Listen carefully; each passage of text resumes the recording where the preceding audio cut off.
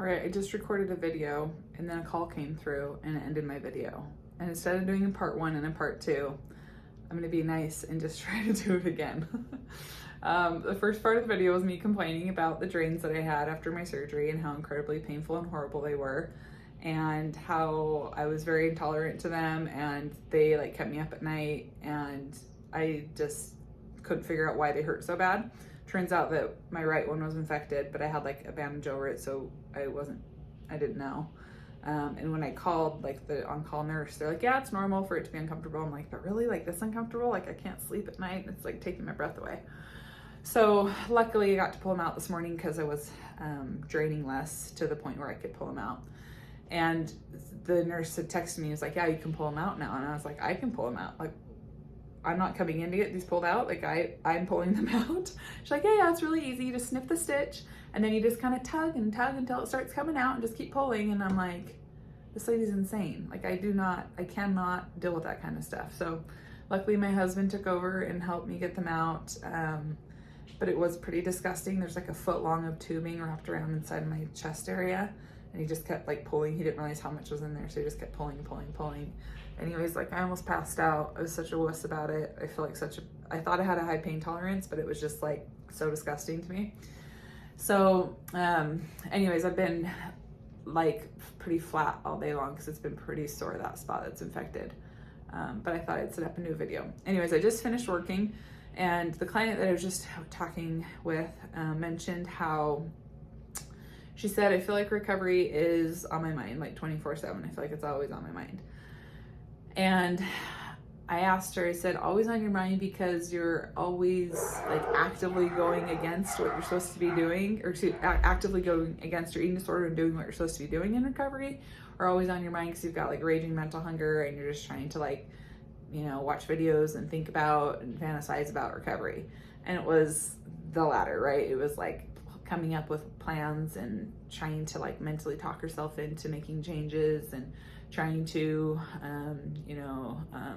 essentially negotiate with her eating disorder so she could do some challenges, but then also kind of balance it out by compensating to feel better. And so it's just that kind of recovery thinking all day long. Like I'm in recovery, but I'm fighting my eating disorder. I'm in recovery, I'm fighting. You feel like you're getting nowhere, right? You're just kind of going in circles.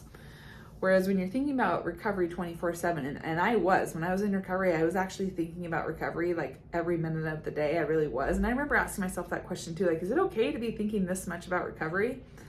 But because I was actually going against my eating disorder every second of the day, I had to be thinking, I had to be continuously reminding myself that I was in recovery. I had to keep saying, yes, do this thing. Yes, you're in recovery. Go get them up. And yes, you're in recovery. Sit down. You are not supposed to be moving. Yes, you're in recovery. And it was that type of thing all day long. I had to continue to remind myself.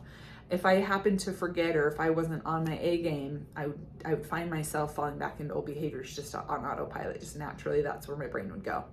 And so you absolutely need to make it your number one top priority, but your actions have to be in line with that. Okay, so you can't just say, yeah, recovery is on my mind all day long, yet I'm doing absolutely nothing at all to get myself closer to recovering. And so I want you to kind of think about and ask yourself that question.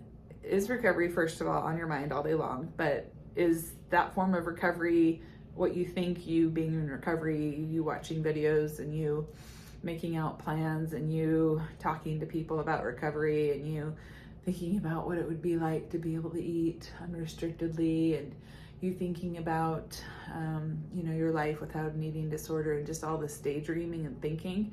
Or is you thinking about recovery all day long, you actually truly doing recovery? Because if you're doing the first and you're just thinking about it, you're just turning it into a hobby and it's just like another thing that kind of feels nice to think about but not actually ever do.